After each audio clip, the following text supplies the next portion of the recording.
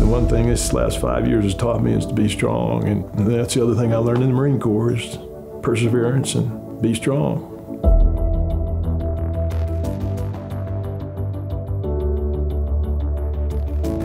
When Kelly and I started the business together back in 2012, we really wanted to be a company that operated according to a set of principles that Kelly learned in the military and I learned from my dad. We can't do it every day, but we do it as often as we can. We try to find a veteran who can maybe use our help. Try to get them some free solar, sometimes a free roof. So this time we called the TV station, so why don't you guys put the word out?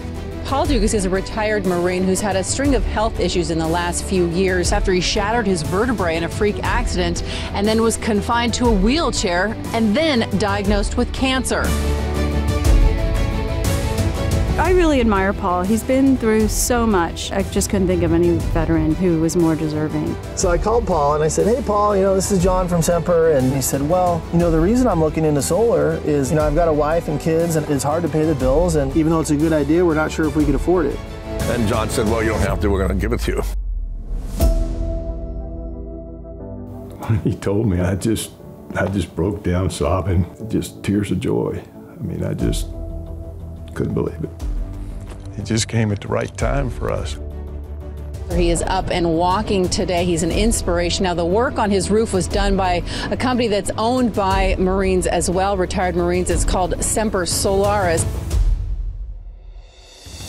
I think it's easy to take for granted the freedoms that we have in the United States, and that comes at a price. And people lay their lives down on the line. So I think it's an honorable thing to give back to people that have served if you can. I'm very grateful. Don't worry about it, brother. I'm very grateful.